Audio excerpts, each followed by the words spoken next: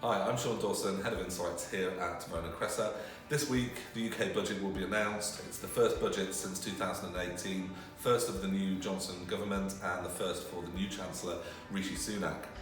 Expectations have been high, especially from the business community, following the election win from the Conservatives, who promised an extensive wish list at the ballot box. Now is the time for them to start honouring those commitments and putting them into action. However, it remains to be seen how far-reaching and emboldened the Treasury can be, having lost its previous Chancellor just a few weeks ago and a national health emergency knocking on its door. We expect this budget to be a toned-down version from what was promised at the election. The impact of COVID-19 on the economy both home and abroad will influence the budget and the additional funds that are needed to combat it. Nevertheless, the Johnson government will want to set its stall out for the next 5 years. Some of the policy measures we may see include business rates. General consensus is that it's time for reform of this property tax. A review was pledged at the election. Will the government honour this? If so, how quickly? Corporation and income tax. Business and consumer confidence has been on shaky ground for the past few years.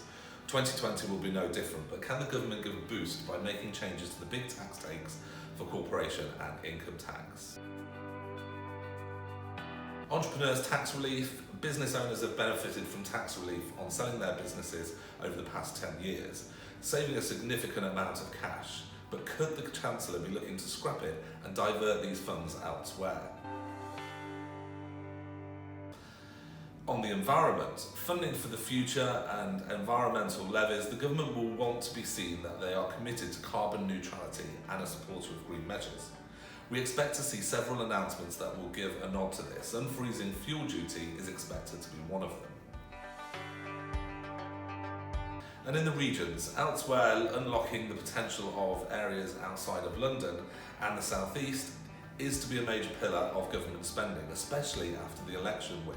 So we do expect some announcements to be made, with more to come later in the year. Infrastructure, employment and funding, to name a few. So Chancellor Sunak's budget will have taken on a different form in the past few days, considering recent events.